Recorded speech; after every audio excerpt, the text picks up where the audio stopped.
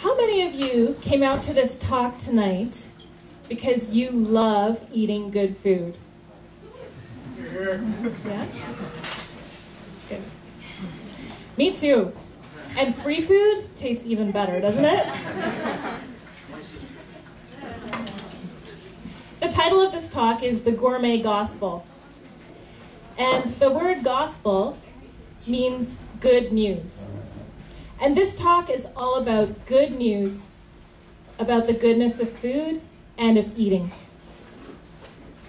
We're going to cover two main points tonight in the allotted time. One is that there is grace involved. By enjoying food, whether alone or with others, God is present if only we open our eyes. And the second point that I hope to make tonight is that through that grace that we receive by being aware of God's presence while we're eating, and everything that goes with it, the preparing and the cleaning up even, we respond in that spiritual relationship. And so the second part, we'll talk a little bit about our response, our virtues that we practice to make the good food even better.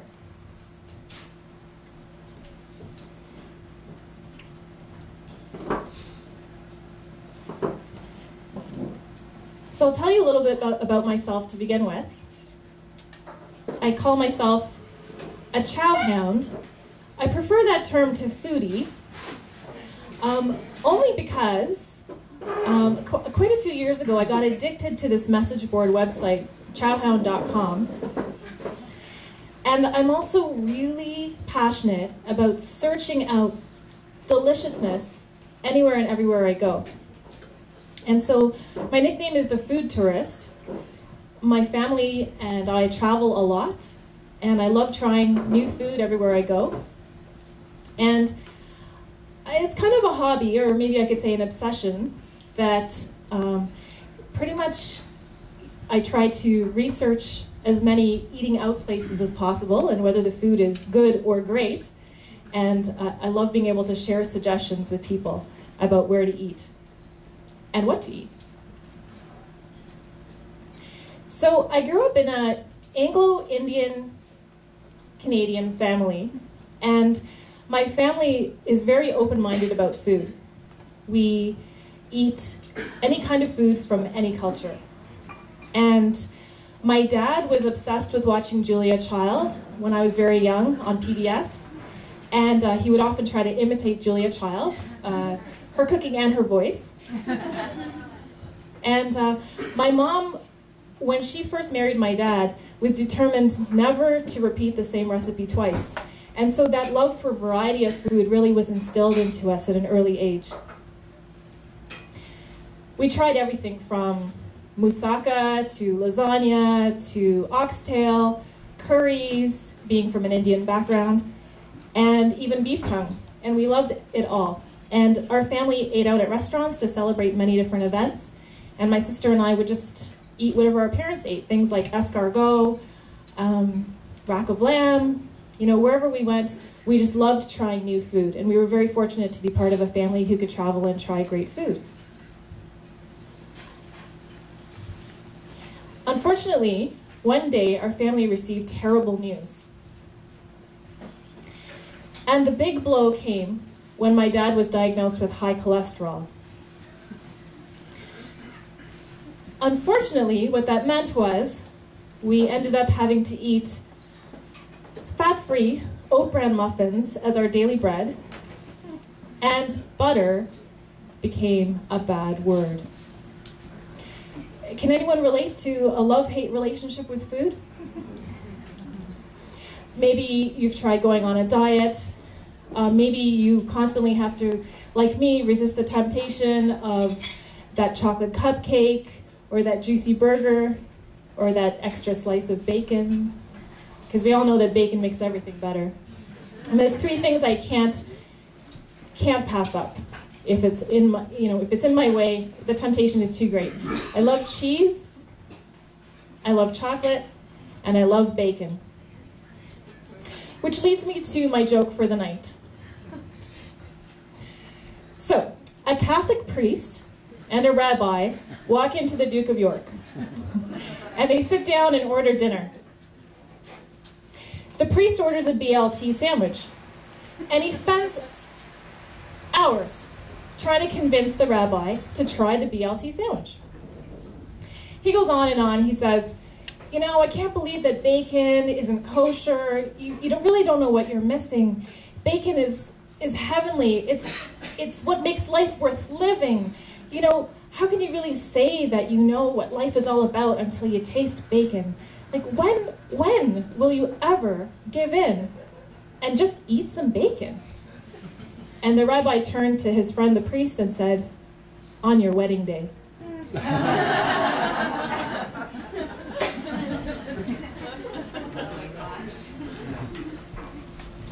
Well, much like the sacrament of marriage and celebrating sex in marriage, which can lead to many good things for the married couple, food is not just about the pleasure.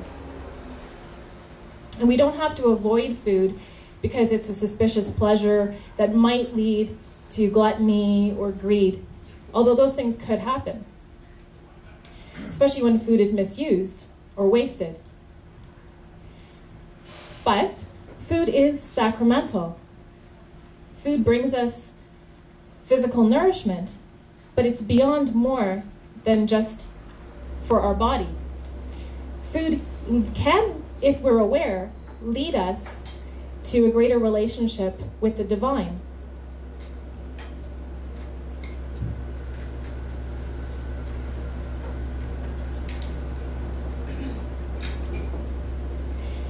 In the book of Genesis, in the Hebrew scriptures, in the first chapter, we hear about the story of creation. And the one line that stands out as God is creating everything for our good and for our benefit, including ourselves, every time we hear the line, and God saw that it was good. So we don't have to regard food as a necessary evil or as sort of an afterthought to just nourish our bodies. Food can and does lead us to God with our awareness, with our eyes open.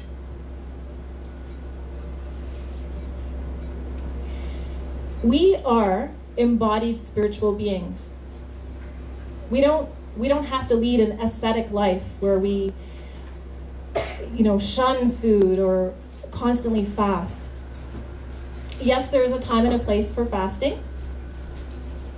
And perhaps some of you gave up some kinds of food for Lent. Did anyone give up any particular food for Lent? Chocolate. Chocolate? Yeah. Nuts. Nuts? No, donuts. Oh, donuts, yum. Specifically Tim Hortons donuts. Good. Well, I gave up bacon, by the way. So correct me if I'm wrong, but the 40 days of fasting that some Christians observe during Lent are supposed to lead us to prepare for the 50 days of the Easter season. Now, how many of us right now during the Easter season are feasting for 50 days straight? Put up your hand. Why not, though? It's something to think about. How do we feast during these times of celebration? We're really good at fasting sometimes, but maybe we need to challenge ourselves to be really good at feasting too, because that's part of the point.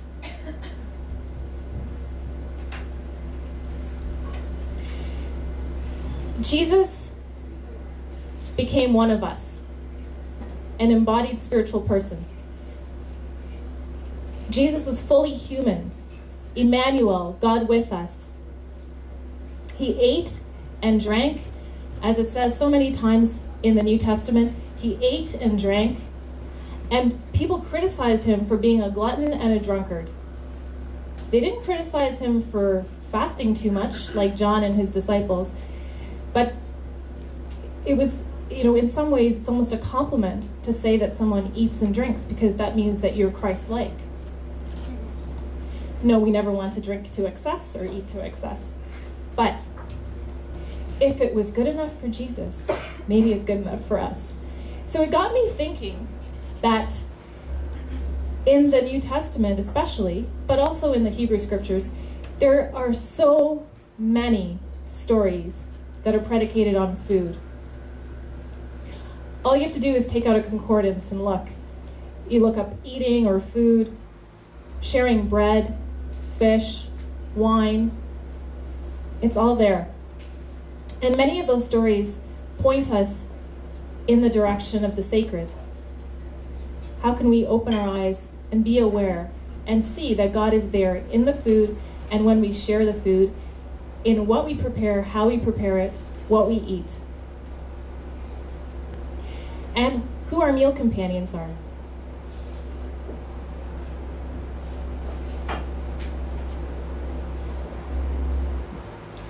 Remember that Jesus valued food and drink. He turned water into wine at the wedding at Cana. He chose the symbols of bread and fish and wine and water to remind his disciples and us of his eternal presence even after his death.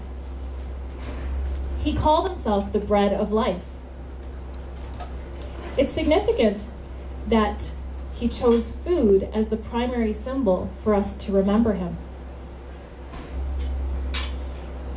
So maybe we need to pay more attention to the actual ordinary bread and the ordinary wine the way they are, not just after they're transformed into the body and blood of Christ. They're not an afterthought or a necessary evil that we sort of put up with, but they are sacred in and of themselves. So how do we celebrate that? So now I have an experiment. We'll see how it works. Hopefully you all have some food in front of you. Is there still food at the main table over there? Yeah? Okay, so I'm just going to give you 30 seconds. I'd really like you to put some kind of food on a plate in front of you because we're going to do an eating activity together. Remember that this talk is about food. So if I wasn't going to use the food, would be a miss. So please make sure you fill your plate with food and come back and sit down.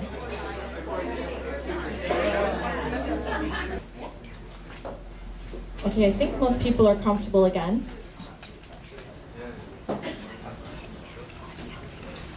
What we're going to do is for the next 60 seconds, a very, very short amount of time.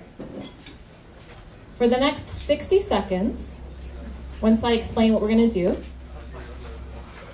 I'd like you in complete silence. So, unfortunately, that means no talking. Just during that 60 seconds, you can talk. I'd like you to eat a piece of your food with awareness. Okay? Some people call it mindful eating. All you're going to do is just be aware of your senses as you're eating the piece of food that you have on your plate. You can choose anything on your plate. Take a bite. I'd like you to eat slowly, carefully. I'd like you to pay attention to the taste, the texture, the smell, the appearance.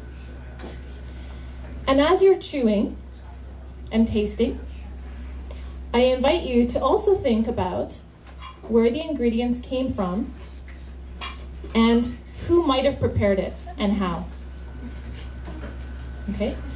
Whether that's a positive or negative thing for you, sorry, but okay?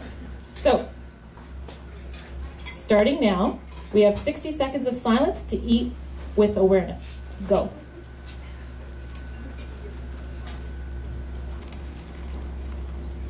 Okay. Thank you for participating in our first food experiment here at the Duke of York. I just want to hear from 3 volunteers, if you don't mind. One at a time. I'd love to hear what that experience was like for you. It was a very mini experience of being aware of what you were eating. I just want to hear some feedback. Maybe I could just get 3 volunteers, please? Yes, here, please. Well, I didn't eat, but I drank. And I have a nice slice of lime in here. And I thought about what it took to where that lime came from, where it grew, all the sun and everything that went to growing that lime. And well, the rest of the stuff, I guess, was kind of made by human hands. But then we have a role to play as well. Thank you so much. Do I have another volunteer? Just to tell me what your experience was like. It can just be one word. It doesn't have to be a full explanation. Our resident chef at the Newman Center is with us tonight, and as we were sitting here, she was a bit late because she had made homemade bagels for the first time, and she was distributing them to our table. And so we were, well, and so we got to have a little sample of something homemade and fresh and right out of the oven. So just in gratitude for that, for the gift of something homemade. Thank you, Leanne. And thank you, Karen. I hope you saved me one. And maybe one more person? I think I saw another hand. In the green shirt at the back.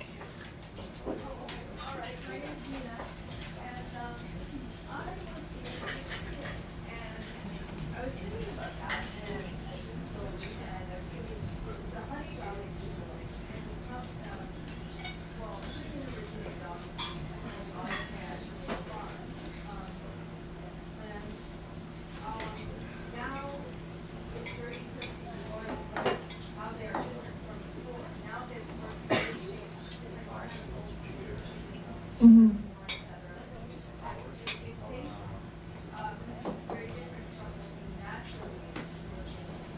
Mm-hmm.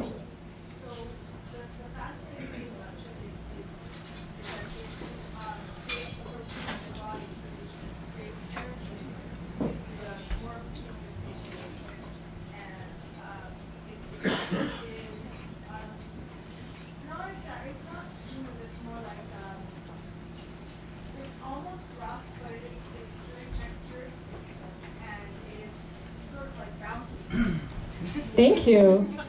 Thank you. And for the people who couldn't hear, sorry, what was your name again? Nina? Was saying, just talking about the honey garlic chicken wing that she was eating, and she mentioned how it could taste different depending if it was naturally raised or factory raised, and she was describing the texture a little bit and talking about how the protein makes your body feel. Thank you, everyone, for participating in that. Eating in silence and eating with awareness are great exercises to lead to that awareness of the sacred. In our group, which is called Soul Food, and the prior group was called Eat, Pray, Share, we had 2 meals in complete silence. And we actually ate in silence for probably a good 45 minutes together as a group. There were 12 people in the group, and some of them are here tonight. Actually, I'd love for them to put up their hands so you can see who's in my Soul Food group. And anyone who was in Eat, Pray, Share before, you could put up your hand too. So you can always ask them a little bit more about it after. But what inspired me to have those dinners in silence was an experience that I had staying with some monks, Benedictine monks, at the Monastery of Christ in the Desert in New Mexico last year. And they eat all of their meals in silence.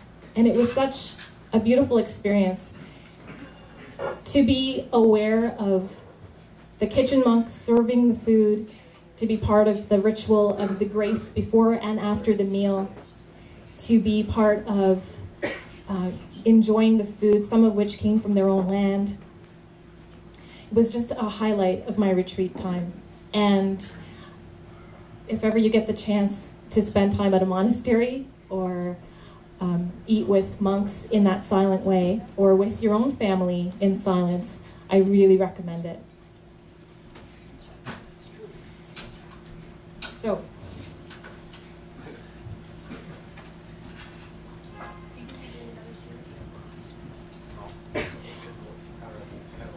and not at this point.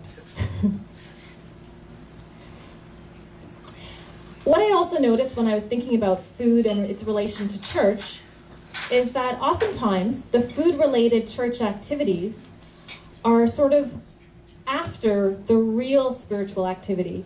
You know, the real spiritual activities we all know.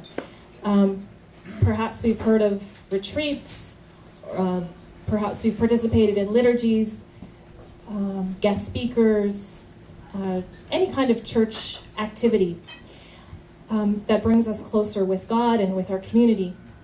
But oftentimes the meals that we share are sort of an after event.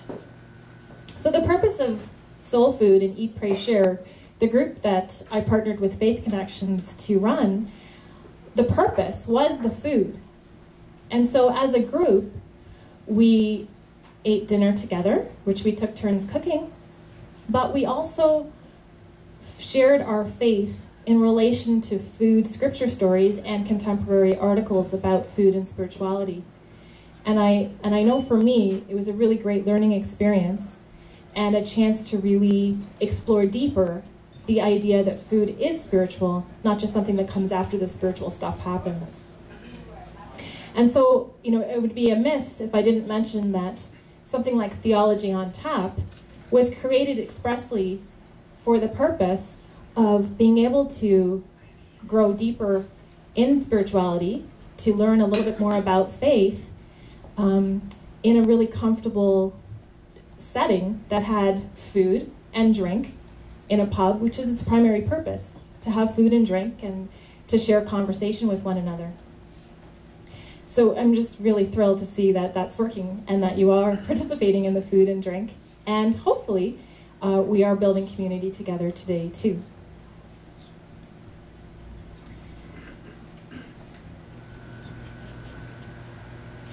Just as Jesus ate and drank with people who were outsiders to the organized religion of the day, we too need to challenge ourselves to think about how we eat and drink with others. Do we choose to invite strangers to join us for a meal? How do we share food with others beyond our own families?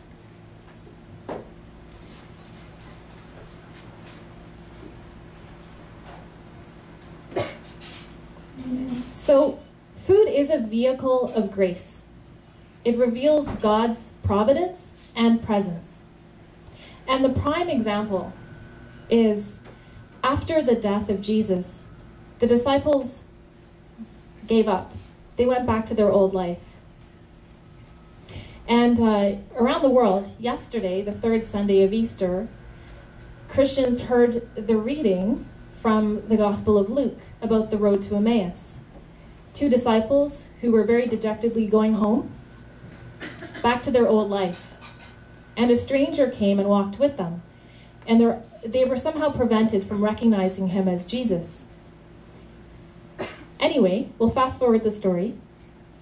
They invited him into their home to share a meal because it was getting late. And as he sat down with them at the table and he blessed and broke the bread with them, they immediately recognized him. And then he vanished from their sight. And they said to one another, "Weren't our hearts burning within us? There was something intangible there. We knew something was up." And immediately they went back to Jerusalem and they told the other disciples that they had experienced Jesus in the breaking of the bread.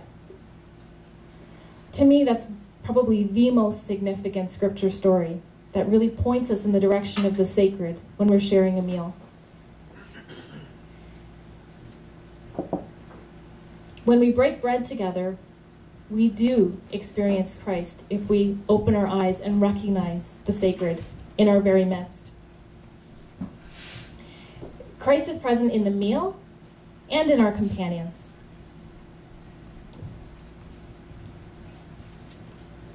So this talk isn't really about those great milestones. You know, the Christmas feast, the Thanksgiving dinner, the wedding banquet. It's really about the Monday night ordinary food. When we look at the food and experience eating, when we look around this room, whether we're at home, whether we're alone, whether with others, how can we raise our awareness to recognize the sacred, to really see the presence of Christ there in the food, in our companions, in the preparation, in the cleaning up?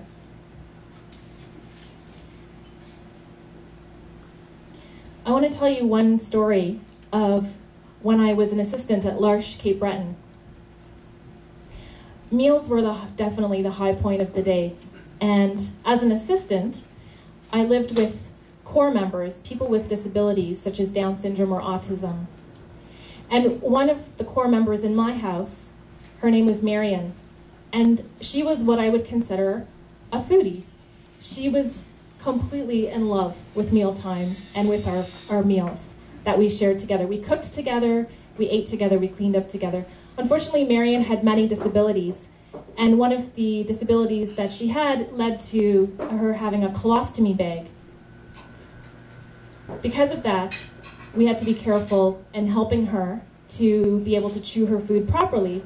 And so the best way to do that, because she loved food so much she would get quite excited, was we actually would have to use a food processor to blend up her food before she ate in order that she would stay healthy. So as a sign of respect, we assistants were trained that we would include Marion in the cooking and the preparation of the meal. We would plate the meal beautifully because showing respect in the presentation of the food would be very important. And we would show her the plate of food and then take it away to be individually food processed. So the food, for example, if there was a vegetable, we'd process the vegetable just by itself. If there was meat, we'd process the meat by itself, and so on. And that was just a sign of the respect that she was due, but also so that she could really visually still enjoy her meal and the tastes, the individual tastes with it. At L'Arche, we also had something wonderful called the International Banquet, and we would sell tickets to the wider community of Cape Breton. And assistants came to L'Arche from all around the world. So with the help of the assistants and the core members, we would make food from all different cultures and all different countries and celebrate by saying grace in different languages. And that was also a really great experience of Christ in our community and the multicultural nature of our food. One more example of taking really good care and showing concern and respect for others when we serve our meals is our Eat, Pray, Share group. The Eat, Pray, Share group in January partnered with the Mustard Seed Drop-In Center in Riverdale, just at Queen East and Broadview.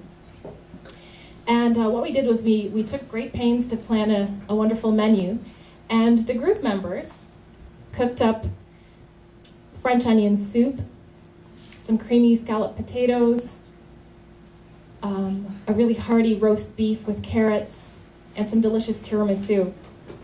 And we were able to sit down with another group that regularly meets, and the two groups together shared some food, some faith, and friendship over the course of a couple of hours. And that was definitely one of the highlights of our group experience too. So you don't have to be a saint or Dorothy Day or Jean Vanier to share food with others. There's some really easy ways as well. And I know in Toronto, being a city with unfortunately, many people who don't have as much, who perhaps are homeless, perhaps are hungry physically as well as spiritually. Oftentimes I'm approached on the street for some spare change. Or even when I'm driving, there might be someone at an off-ramp asking for some spare change. And a couple of strategies that my friends and I use would be things like just having a few extra granola bars or juice boxes in the car to be able to share and ask someone if they would like. I have a friend who, when she passes by someone perhaps asking for change close to a Harvey's or a Tim Hortons, she would ask, would you like me to buy you something to eat? And if the person says yes, then she can go in and buy them something to eat. Those are sort of small to medium steps that we can take. Probably the biggest step that we might challenge ourselves is, could we actually put aside any of our fears and ask the person to join us for a bite to eat? We definitely want to practice the virtue of hospitality. And one of the scripture stories that really inspires me with hospitality and knowing that we want to practice that is the story of Abraham and Sarah in the book of Genesis. Abraham and Sarah were approached by 3 strangers in the heat of the day, and immediately they dropped everything and killed the calf, cooked up a meal, made 3 loaves of bread for these 3 men who were complete strangers. And it turns out that they were entertaining angels in disguise. And the 3 strangers turned out to be what we see today as the Holy Trinity. I have an icon up here. It's my favorite icon of the 3 angels that Abraham and Sarah entertained in the heat of the day and shared their food with them. You can come up and see it after, too. It's just beautiful. And it's not a real icon, don't worry. It's a replica. Oh, thank you. The amazing thing about this icon is this is actually the main painting on the dining room at the Benedictine monastery where I stayed, and it follows me everywhere I go. I just love it. There's so much there. Remembering that God is a community that eats together, I think that's fantastic, and eats with us. You know, in Revelation, Jesus says, you know, I will knock on the door, and if you open it, I will enter, and we will eat together. I think that's just so telling. So I'm going to wrap it up now.